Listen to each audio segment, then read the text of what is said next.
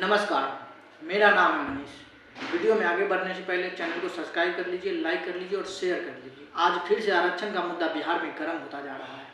कम ही लोग यह जानते हैं कि 1990 में बीपी सिंह द्वारा ओबीसी के लिए आरक्षण लागू करने से 12 साल पहले यह मुद्दा 1978 में बिहार में उग्र रूप से सामने आया था। बिहार के तत्कालीन मुख्यमंत्री कर्पूरी ठाकुर, जो कि जनता पार्टी सरकार का नेतृत्व कर रहे थे, जिसके सरकार में लगभग सभी प्रमुख जातियों का प्रतिनिधित्व था, कर्पूरी ठाकुर ने एक अचानक कदम में अपने सहयोगियों से परामर्श किए बिना बिहार राज्य के सरकारी नौकरी में 26% आरक्षण की घोषणा कर दिया।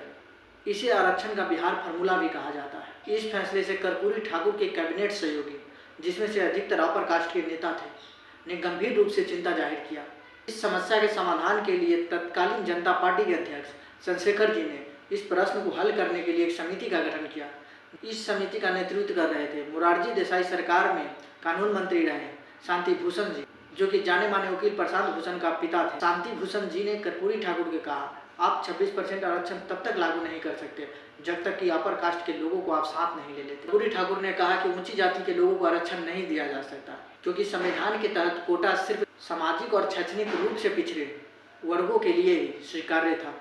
आखिरकार लंबा विचार विमर्श के बाद ये तय किया गया कि आरक्षण को घटाकर 26% से 20% कर दिया जाए और इसे मोस्ट बैकवर्ड क्लासेस और लेस बैकवर्ड क्लासेस में विभाजित किया जाए। बीपी सिंह ने इस मुद्दे को गंभीरता से पकड़ा और बीपी मंडल कमीशन की रिपोर्ट के आधार 1990 में राष्ट्रीय स्तर पर ओबीसी आरक्षण की अपनी नीति को घोषणा कर दिया। आखिरकार नरसिम्हा राव की सरकार ने ओबीसी के लिए 27% आरक्षण को क्रियान्वित किया और इसे सुप्रीम कोर्ट में चैलेंज किया गया।